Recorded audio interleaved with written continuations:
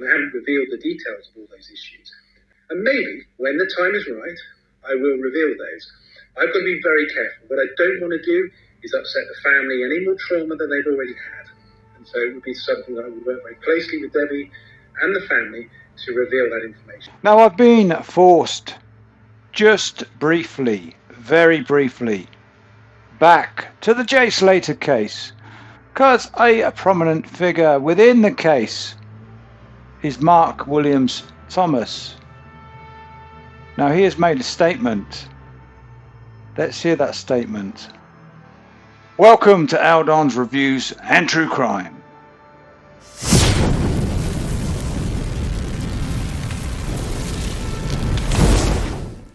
Case where I've tracked down a wanted individual in another country, and the question is now, can I get to that country and confront him?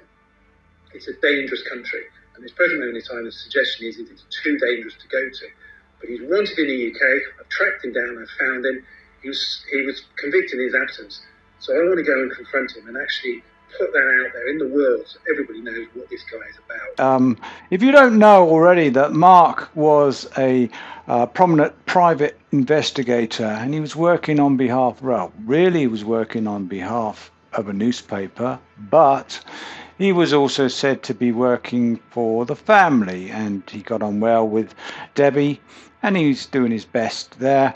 I may say that really people do slag him off in some ways, but I would say he was doing a fairly good job out there, really. He's fairly professional. Now, he's an ex-policeman and has certain ways to interrogate, or shall we say interrogate or interview people.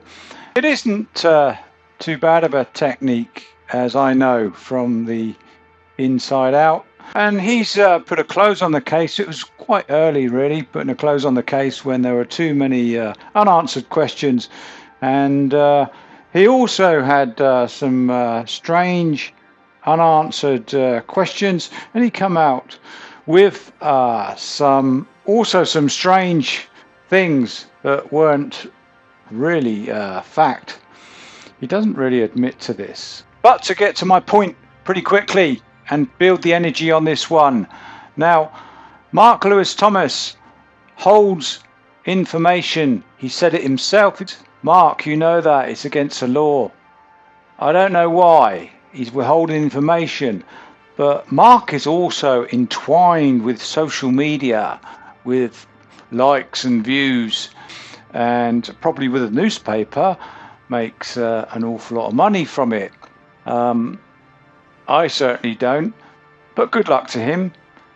And he went out there and he did investigate. It was all covered by the newspaper. He didn't charge the family. He didn't delve into that huge GoFundMe of rolling on from 72, 73,000 plus now. I don't know. Crazy. But it's a crazy case. It was a crazy case, and it still is, and it always will be. But Mark, why are you withholding some kind of information? You're also rolling on the glory of another case that you're working on, because you do work on numerous cases. You've criticized us, but you're kind of one of us, or we're one of you. But you have to self-promote the investigator business. It can get quite out there sometimes. So good luck on what you're doing, Mark. If you do want to come on and talk about the information that you're holding, then come on board with me or anyone else. But let's roll on to what we're really about. We want to find missing people. We want to help families. We want to raise awareness of missing people. And let's work hard all together to do that. Stop bickering. It's great that you put your point across, though. And thank everybody. I welcome anybody's view. And please don't have any nasty dreams. Thank you for watching. Well, great. And one of the questions that I got asked lots and lots through direct messaging, because my direct messages are open, was an update in relation to Jay Slater. I went out, did the investigation, worked very closely with the family, and as a result of that, got a lot of information, but also a lot of information from potential witnesses, people involved, people who knew Jay, and also from the authorities in a roundabout way. They weren't directly talking to me, but I was in contact with people who were in contact with the authorities. One of the things that's very clear is, of course, there's a huge amount of misinformation. I've been back and looked through some of the videos that I took. So when I went out there, I took a lot of videos in relation to my investigation, but also thought processes of whilst that investigation was going on. And one of the interesting aspects of it is, as is always the case with every investigation, is you find information out and you look at that, and then a couple of days later that information changes or it's evidenced in some way. And it's quite interesting. Some of the information that came to me in the very early days wasn't accurate, wasn't correct, and they needed to validate. And I was in a unique position because I, of course, I had access to the family, I had access to mobile phone records, I had access to friends. And in fact, all of the friends communicated with me. There wasn't a single friend who stepped away and didn't want to communicate. And they all had their own story to tell, and obviously they all had concerns, some of them, because of what they were up to and their involvement. But they all participated, they all engaged with me, even to the point of the two males who went back with Jay to their apartment. And one of them was in real contact with me. I was talking to him, he was providing me a lot of information. The only person I didn't get to speak to was the other male that was with him. But everybody else that I needed to speak to, I did speak to. So, where's this going? Well, I've spoken in the last few days to Debbie. She had a long conversation with me, very pleasant.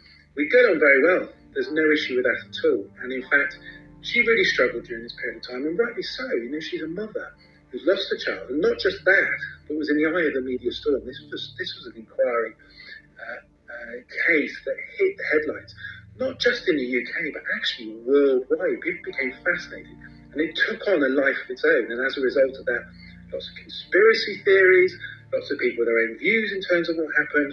But I had the uniqueness because I was literally in the heart of it, able to establish information from different parties, collect that information, and then look to see what evidential value it had.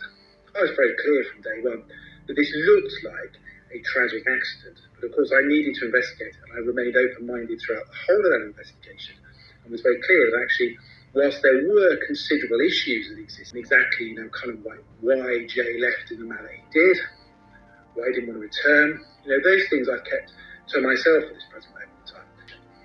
And maybe the time will be right soon to be able to do that, but not right now. So I hope you respect me in relation to that. I'll give you some more updates, not just in relation to the Jay Slater case, when that's ready, but also some of the other cases I'm dealing with. I've got a fascinating